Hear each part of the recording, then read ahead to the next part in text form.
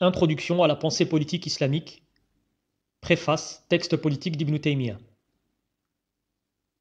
1. Du concret à l'abstrait. Il a déjà été indiqué dans la précédente traduction, la lettre palmyrienne, que la vision islamique s'oppose à la tradition philosophique dans la définition du langage et des concepts. Depuis Platon, l'approche philosophique dominante en Occident accorde aux idées abstraites une supériorité sur le réel. Des principes généraux et abstraits doivent précéder la réalité concrète. En Occident, on constate donc que les idées philosophiques précèdent la mise en application concrète. C'est ainsi que les révolutions anglaises, américaines et françaises ont fait suite aux bouleversements idéologiques introduits par les théories libérales dans le monde anglo-saxon et à la philosophie des Lumières en France, et non l'inverse. La doctrine islamique impose une méthodologie inverse qui considère les mots comme de simples reflets de la réalité. Au lieu d'énoncer des principes généraux auxquels la réalité doit se plier, on part de cas concrets à partir desquels on développera des règles et théories abstraites. C'est l'idée même de Sunnah. À partir d'un acte fondateur du prophète, sallallahu alayhi wa sallam, on en déduit une règle générale, qa'ida, puis un fondement, asl, puis un principe supérieur, maqsad. Cette approche spécifique à l'islam explique qu'Ibn Taymiyyah ne développe jamais de grandes théories de l'État. Il n'y a pas dans la tradition islamique l'équivalent du droit constitutionnel européen, mais des livres écrits sous forme de guides pratiques pour les dirigeants d'une époque et d'un lieu particulier. Cet aspect pratique se révélera dans son célèbre Siyas al-Shar'iyya, où, répondant à la requête d'un dirigeant, Ibn Taymiyyah lui livra un texte concis relatif à la gouvernance islamique, comme nous le verrons dans un prochain tome de ces textes politiques. 2. Personnalisme et institutionnalisme. Le deuxième point qui ressort des textes politiques d'Ibn Taymiyyah et qui marque une divergence majeure avec la pensée occidentale se résume à ce que l'on qualifiera de personnalisme par opposition à l'institutionnalisme propre à la vision occidentale. Ibn Taymiyyah affirme, sur la base du Coran et de la Sunna, que la valeur d'un pouvoir est déterminée par les qualités morales personnelles des hommes qui assument le pouvoir et non par la nature des institutions ou le type de régime politique. Il dit dans la première épître: si le détenteur du pouvoir est saint, alors les affaires des hommes le seront également. Mais s'il est corrompu, alors les affaires des hommes le seront tout autant. On retrouve en effet, à travers le Coran et la Sunna, l'idée que c'est la valeur morale des personnes détenant le pouvoir qui déterminera le bien-être d'une société. Abu Yusuf rappelle, en introduction de son ouvrage politique consacré à l'impôt, Al-Kharaj, ce hadith explicite du prophète sallallahu alayhi wa sallam, rapporté par Ibn Abbas. Lorsqu'Allah décrète le bonheur pour un peuple, il leur donne pour dirigeants des personnes bienveillantes et il place leur richesse dans les mains de personnes généreuses. Mais lorsqu'Allah décrète le malheur pour un peuple, il leur donne pour dirigeants des sots et il place leur richesse dans les mains de cupides. Fin de citation. À l'appui de cette vision personnaliste, Ibn Taymiyyah cite d'autres hadiths, tels celui-ci qui évalue la valeur d'un dirigeant politique à son caractère bienveillant et à sa proximité avec le peuple, indépendamment du type d'institution en vigueur. Citation. Vos meilleurs dirigeants seront ceux que vous aimerez et qui vous aimeront, que vous bénirez et qui vous béniront, tandis que vos pires dirigeants seront ceux que vous détesterez et qui vous détesteront, que vous maudirez et qui vous maudiront. Dans un chapitre intitulé « Est-il grave de ne pas reconstituer un califat quand les conditions sont réunies ?», Ibn Taymiyyah va si loin dans ce personnalisme qu'il en vient même à louer un dirigeant qui n'instaurerait pas les institutions politiques de l'islam telles que le califat, mais qui se montrerait bon et pieux sur le plan personnel et qui devrait à ce titre être respecté et considéré. Citation. On peut dire ici, si celui qui détient le pouvoir et l'autorité accomplit des commandements de la religion tout en délaissant les interdits, à tel point que ses actes de bien prévalent sur ce qu'il délaisse de la religion ou sur ce qu'il commet de répréhensible, dans ce cas, ses bonnes œuvres ont pris le dessus sur ses péchés. Fin de citation. L'auteur exige donc du souverain une disposition de l'esprit particulière qui rendra son règne et ses actions convenables. Citation. Il faut donc, avant toute chose, que le chef de l'État ait de bonnes intentions à l'égard de ses sujets, et qu'il témoigne envers Dieu d'une parfaite sincérité et d'une entière confiance. L'aide la plus efficace que puisse trouver non seulement le chef de l'État, mais encore tout croyant, réside dans 3 vertus. La première de ces vertus consiste dans la sincérité envers Dieu et dans la confiance en Dieu. La deuxième est la charité, la troisième enfin est la patience. Fin de citation. C'est là un point de divergence majeur avec l'approche philosophique qui, au-delà des différences de point de vue qui existent entre les écoles philosophiques ainsi qu'entre les philosophes, s'accorde à classer les différents types de pouvoir selon la nature des régimes et à vouloir juguler cette nature changeante des humains par des institutions stables dans le temps. Le philosophe français Gilles Lapouge expliquait dans son ouvrage Utopie et civilisation, publié en 1973, que les origines de cet institutionnalisme occidental qu'il nomme utopie trouvaient sa source dans la Grèce antique, à travers l'œuvre du philosophe et architecte Hippodamos de Milet, ainsi que dans les textes fondateurs de la pensée politique, tels que la République de Platon, où ce dernier écrit une cité idéale régie par des règles strictes qui imposent une architecture uniforme, divise la société en strates bien distinctes et qui s'immiscent jusqu'à dans l'intimité des citoyens, régulant leurs rapports conjugaux jusqu'à détruire la cellule familiale au profit d'une implacable machinerie sociale. Cette organisation totalitaire de la société permet, selon Platon, de vaincre les personnalités avec leur singularité et l'imprévisibilité qui en découle. Gilles Lapouge attribue également à l'élève de Platon, Aristote, la même volonté de transformer le monde terrestre, sublunaire, jugé chaotique, en un ordre parfait et prévisible. Citation, Aristote tient que le monde comprend deux zones distinctes, la sphère céleste et la région sublunaire. Dans la sphère céleste règne la nécessité, la loi, le nombre et la régularité. Rien d'analogue dans nos bas-fonds sublunaires. Fin de citation. Pour ces deux fondateurs de la philosophie, il faut donc instaurer sur Terre une cité qui pourra rivaliser en perfection et en harmonie avec le monde transcendant, mais qui surtout sera toujours égale à elle-même et fixe, une organisation implacable et des institutions politiques contraignantes et immuables seront les moyens de réaliser cette cité idéale. Il est intéressant de mettre en comparaison les thèses de ces deux philosophes avec certaines paroles du prophète sallallahu alayhi wa sallam sur les régimes politiques pour mesurer le gouffre qui les sépare.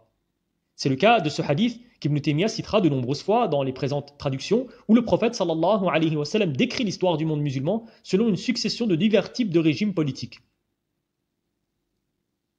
La parole du prophète sallallahu alayhi wa sallam, il y aura un califat conforme à la prophétie et clément, puis il y aura une royauté clémente, puis une royauté autoritaire, puis une royauté brutale. Ce hadith énumère les institutions politiques qui se sont effectivement succédées dans l'histoire de la Ummah. Prophétat, puis califat, juste, puis royauté, puis tyrannie.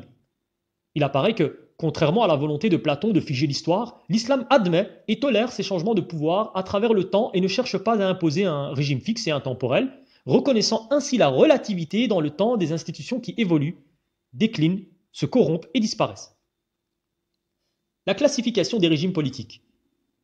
Il en découle un autre élément de comparaison qui touche à la classification des régimes politiques. Dans la République, Platon affirme qu'un régime initial et idéal, incarné selon lui par la timocratie, succède l'oligarchie qui en représente une forme dégénérée. La corruption de la société s'aggrave ensuite avec l'apparition de la démocratie et s'achève avec la tyrannie qui est le stade le plus avancé de décadence. Il poursuit cette approche dans la politique et les lois, où il réfléchit sur le type d'organisation de la société qui permettra de réaliser la cité parfaite. Dans les politiques, Aristote proposera une autre classification des régimes politiques qui prend en compte la quantité de personnes associées au pouvoir. Tableau, type de régime, monarchie, définition, gouvernement d'un seul. Type de régime, aristocratie, définition, gouvernement d'un groupe restreint, une minorité.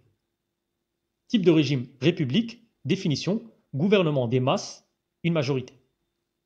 Il cite ensuite les déviations de ces trois régimes lorsque les dirigeants utilisent le pouvoir pour leurs intérêts propres au détriment de l'intérêt général. Tableau. Régime vertueux, monarchie. Version dégénérée, tyrannie. Régime vertueux, aristocratie. Version dégénérée, oligarchie. Régime vertueux, république. Version dégénérée, démagogie. Il faut reconnaître tout d'abord que ces thèses philosophiques présentent quelques points communs avec l'islam. Dans le hadith sur le califat, comme dans la philosophie politique grecque, les régimes et les institutions sont considérés comme différents stades de décadence d'une société ou d'une civilisation. De surcroît, Platon, comme Aristote, classe ces régimes en fonction de la qualité des personnes qui gouvernent. Ces œuvres philosophiques sont donc, à bien des égards, personnalistes et présentent de grandes similitudes avec certaines positions islamiques. Cependant, on remarque aussi que cette typologie se démarque du hadith cité, puisque les philosophes considèrent que c'est la nature du régime à un moment donné qui détermine la valeur morale d'un projet politique, tandis que dans le hadith, le jugement de valeur ne porte pas sur la nature du régime, mais sur la moralité individuelle de celui qui détient le pouvoir politique. Par exemple, le prophète sallallahu alayhi wa sallam affirme que la royauté peut se montrer clémente, autoritaire, voire brutale, et détermine en fonction de cela la valeur morale à attacher à ce régime. Ainsi, la royauté et le régime dynastique, qui en théorie ne sont pas conformes au modèle politique de l'islam, sont tout de même loués si le dirigeant se montre clément sur le plan individuel, et le même régime est réprouvé si le souverain se montre brutal et oppressif. Cette nuance se reflètera encore plus nettement sous la plume des auteurs musulmans. Aux typologies institutionnalistes de Platon et d'Aristote répond la typologie purement personnaliste d'Ibn Taymiyyah qui classe les pouvoirs non pas selon leurs institutions, mais selon le type de personnes qui peuvent accéder au pouvoir. Les uns sont avides de pouvoir sans considération pour la religion et les principes moraux, mais ils parviennent à leur fin par une grande maîtrise de l'art politique et de la stratégie. Il s'agit des sultans et autres rois. Citation. Les hommes se répartissent en 3 catégories. Les uns sont tout entiers, possédés par l'ambition et l'esprit du mal. Toute pensée du jugement dernier leur est étrangère. Ils pensent qu'un seul ne peut se maintenir en place qu'en donnant, et qu'il ne peut donner que s'il n'apporte pas trop de scrupules à se procurer les biens qui lui sont nécessaires. Ces gens ne connaissent que leur intérêt immédiat. Ils négligent le lendemain de cette vie et de l'autre. S'ils ne rachètent à temps, par quelque acte de pénitence ou des bonnes œuvres, s'ils ne rachètent à temps par quelque acte de pénitence ou des bonnes œuvres, ils connaîtront en ce monde et dans l'autre la plus triste des fins. Fin de citation. Ensuite viennent les tendances idéalistes qui recherchent la réalisation de la religion, mais de manière brutale et sans recours à l'art politique, siyasa, et à la stratégie, notamment prophétique et coranique, en refusant par exemple de pratiquer le ta'lif al-qulub. Ibn Taymiyyah parle explicitement des khawarij et associés. Citation. Les gens de la deuxième catégorie craignent véritablement Allah, évitent toute faute individuelle et s'abstiennent de toute injustice à l'égard d'autrui. Leur conduite en cela est hautement louable. Malheureusement, ils pensent que la direction politique de la communauté n'est possible que si l'on ne recule pas devant le crime ou la malversation. Mais au fond d'eux-mêmes, on ne trouve souvent que lâcheté, avarice et étroitesse d'esprit inconciliables avec leur foi. Fin de citation. Il précise que ces hommes sont les plus égarés et les plus dangereux pour le projet islamique malgré leur piété apparente. Citation. Peut-être interprétaient-ils la loi à leur manière, mais sans doute pensent-ils plutôt que la seule manière de réprouver le mal est de proclamer la rébellion ouverte et violente. Et ils en arrivent ainsi, comme les kharijites, à combattre les musulmans. Avec ces hommes, nos intérêts temporels et spirituels seront toujours en danger. Tout au plus reconnaîtra-t-on qu'ils puissent être d'une utilité partielle dans certaines manifestations de notre vie matérielle ou morale, que l'on doive pardonner leurs erreurs d'ijtihad et leurs imperfections, mais on n'oubliera jamais que ce sont les plus égarés des hommes et que, pensant bien faire, ils se sont en ce monde dépensés en pure perte. Fin de citation. Les troisièmes, enfin, dont le règne est souhaitable, sont les dirigeants qui allient le Coran et le sultan, pour reprendre les termes d'un hadith du prophète sallallahu alayhi wa sallam. C'est-à-dire qu'ils réunissent la volonté de faire triompher la religion avec la maîtrise de l'art politique. Ils représentent donc le juste milieu entre les 2 premières catégories en alliant le sens politique des premiers à la piété des seconds, tout en mettant ce sens politique au service de l'islam. Citation. Les hommes de la 3e catégorie sont les gens du juste milieu. Ils seront jusqu'au jour de la résurrection les vrais adeptes de la religion de Mohammed et ses lieutenants, à la tête de la masse comme de l'élite. Avant tout soucieux des intérêts matériels et moraux de la Ummah, lesquels sont étroitement liés, ils portent leur vertu en eux-mêmes, refusent tout ce à quoi ils n'ont pas droit, allient la crainte de Dieu à la charité. Fin de citation. Ibn Taymiyyah nous dit que c'est à ce prix seulement qu'une politique religieuse est possible et que nos intérêts, tant spirituels que matériels, peuvent trouver leur satisfaction car la probité jointe à la puissance contribue à accroître le prestige de la religion. Fin de citation. Avec cette typologie, Ibn Taymiyyah met en exergue le caractère personnaliste de la politique musulmane, puisqu'il s'agit idéalement de porter au pouvoir les personnes qui représentent les meilleures dispositions morales, psychologiques et spirituelles. Extrait du livre Texte politique d'Ibn Taymiyyah, tome 1,